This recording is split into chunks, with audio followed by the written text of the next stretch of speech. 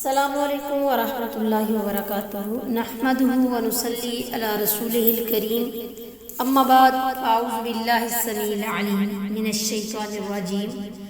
ربی اشرح لی صدری ویسر لی امری واحلل عقدۃ من لسانی یفقہوا قولی۔ آج کی اس ویڈیو میں ہم سورۃ البقرہ کی آیت نمبر 48 یعنی 48 کا لفظی ترجمہ اور اس کی تفسیر سیکھیں گے۔ اعوذ باللہ من الشیطان الرجیم، بسم اللہ الرحمن الرحیم۔ واتقوا اور ڈرو، یوماً اس دن سے، لا تجزی بدلہ نہ بنے گا، نفس کوئی شخص، ان نفس کسی سے، شیئن کچھ بھی، ولا یقبل اور نہ قبول کی جائے گی، منہا اس سے، شفاعت کوئی سفارش، ولا یؤخذ اور نہ لیا جائے گا، منہا اس سے، عدل کوئی معاوضہ، ولا اور نہ، ہم وہ، ینصرون مدد کی جائے گی ان کی۔ اور اس دن سے ڈرتے رہو جب نہ تو کوئی کسی دوسرے شخص کے کام آ سکے گا، نہ اس کے حق میں سفارش قبول کی جائے گی، نہ ہی اسے معاوضہ لے کر چھوڑ دیا جائے گا، اور نہ ہی ان مجرموں کو کہیں سے مدد پہنچ سکے گی۔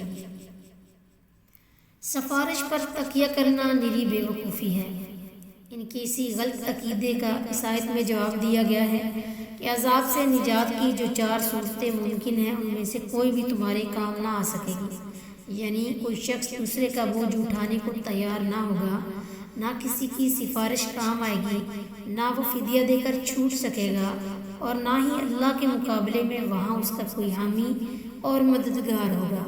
لہٰذا خوب سمجھ لو کہ محض انبیاء کی اولاد ہونے کی بنا پر تم کبھی بھی اپنے کرتوتوں کی سزا سے بچ نہیں سکو گے۔ یہ درست ہے کہ قیامت کے دن انبیاء اور صلحاء گناہ گاروں کے لیے سفارش کریں گے، لیکن اس سفارش کی شرائط ایسی ہیں کہ سفارش پر تکیہ کرنا مشکل ہے۔ مثلاً یہ کہ سفارش وہی کرے گا جسے اللہ تعالیٰ اجازت دے گا، اور اتنی ہی کر سکے گا جتنی اللہ کی مرضی ہوگی، یا صرف اسی گناہ کے لیے سفارش کر سکے گا جس کا اللہ کی طرف سے اذن ہوگا، اور صرف اسی شخص کے حق میں کر سکے گا جس کے حق میں سفارش کرنا منظور ہوگا۔